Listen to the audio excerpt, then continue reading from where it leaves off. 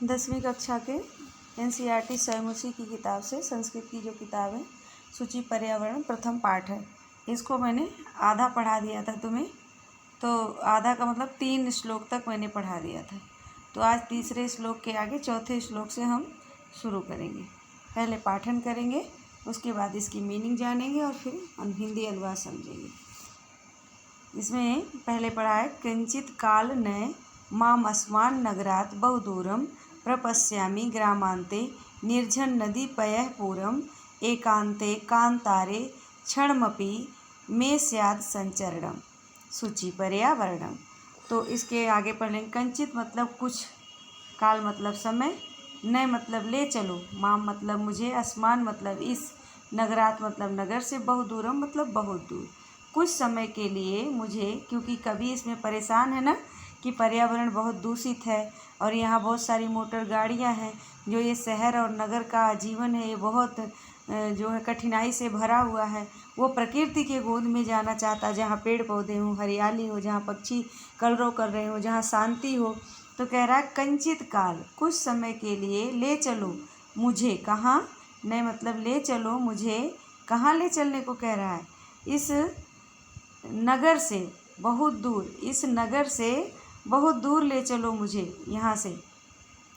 प्रपश्यामी मैं देखना चाहता हूँ, क्या कहता है, मैं देखना चाहता हूँ। प्रपश्यामी का मतलब मैं देखना चाहता हूँ। ग्रामांते गांव के अंत में, किनारे किनारे, गांव के अंत का मतलब जहाँ गांव ख़त्म होता है उसके किनारे, निर्जन नदियाँ, बहती हुई नदी, पयः पूरम जो पानी से भरी हुई है, एकांत में जाना चाहता हूँ जहाँ एकांत हो, कांतारे जो एकांत जंगल हो, जहाँ पर हरियाली हो, क्षणमपि में से थोड़ी देर मैं वहाँ रहना चाहता हूँ। संचरण मतलब विहार करना चाहता हूँ, जहाँ क्षण भर की मतलब क्षणमपि मतलब कह रहा है थोड़ी देर ही सही, एकांत में, उस एकांत के जंगल में थोड़ी देर ही सही मैं वहाँ पर क्या करना चाहता हूँ, संचरण करना चाहता हूँ, जहाँ पर एकांत हो, जहाँ पर शांति हो, स्यात् मतलब हो।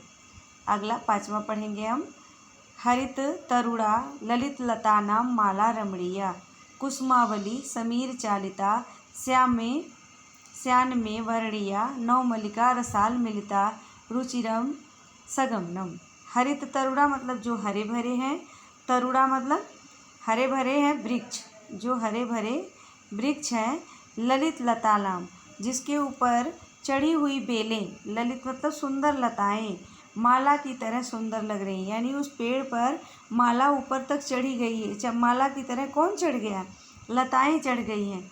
जो उसके गुच्छे, कुसुमावली मतलब जो उनका फूल है वो गुच्छों में, क्योंकि तुमने देखा होगा ना लताओं के में फूल गुच्छे गुच्छे वाले लगते हैं।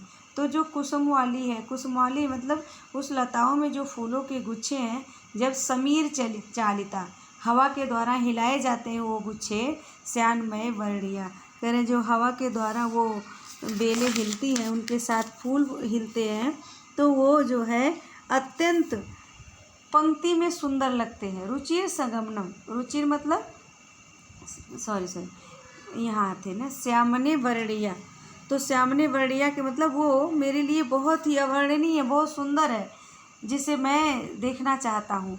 नौ मल्लिका रसालम, और वो नई मल्लिका जो लताएं हैं, वो आम के पेड़, रसाल मलिता, नौ मल्लिका जो आम की मंजरियाँ हैं, जो नौ आम के पेड़ पर नई नई मंजरियाँ लगी हुई हैं, यानी आम के बौर लगे हैं, उनसे मिलकर जब ये कितने सुंदर रूप से एक तरफ आम के नए रसाल आम के पेड़ पे नवमल्लिका चढ़ी हुई है, ऊपर से उसमें फूल के गुच्छे लगे हुए हैं, ये सब मिल के कितने सुंदर रूप को प्राप्त करेंगे, मतलब बहुत ही रुचिर लगेंगे। रुचिर का मतलब सुंदर लगेगा, सगमन मतलब इनका मिला हुआ रूप, एक तरफ आम का पेड़, ऊपर से चढ़ी हुई बेलें, उसके ऊपर से उसमें फूल के गुच्छे, ऊपर से उनकी मंजरियाँ, ये सब मिलकर कितनी सुंदरता को उत्पन्न करेंगे।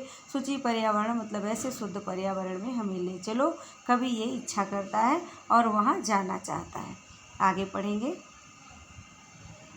6वां श्लोक। आई चल बंधु, आई मतलब अरे, जैसे हम हिंदी में बुलाते अरे रुको, उसी तरह कहता आई चल, अरे अरे चलो, बंधु मतलब भाइयों, खग कुल कलरव जो पक्षियों का समूह, कुल मतलब समूह जहाँ पर गुंजायमान करता है, गुंजित वन प्रदेश, जहाँ उनके कलरव से मतलब चहचहाहट,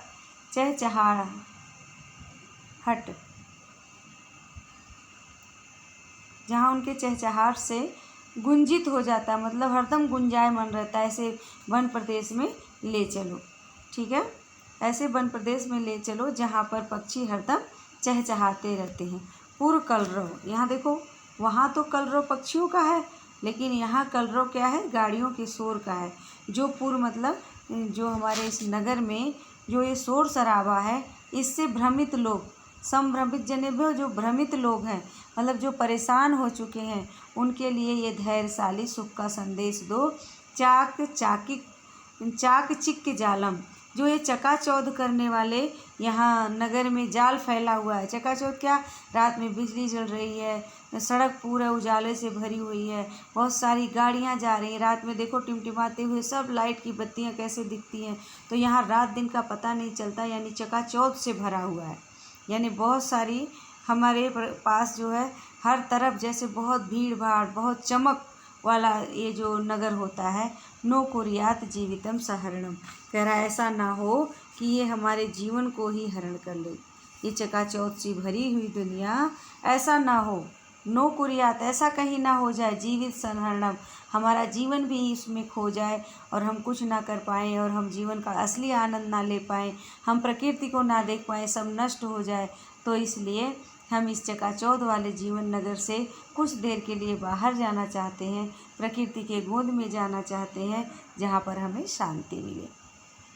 अंतिम लास्ट है तुम्हारे पास, अंतिम श्लोक है जिसे हम पढ़ेंगे। प्रस्तर तले लता तर गुम्फा नो भवति पिष्टा, पाषाणी सभ्यता निर्सर्गते स्यान समाविष्टा, मानवाय जीवनम कामये नो जीवन मरणम शुच पर्यावरणम। अब यहाँ कह रहा है कि जो हमारे जीवन है प्रस्तर तले क्यों बोलता है, क्योंकि आजकल जंगल को काटकर, बगीचे को काट के, बागवानी को काटकर केवल घर बनाए जा रहे हैं, भवन बनाए जा रहे हैं। क्या बनाए जा रहे हैं, भवन।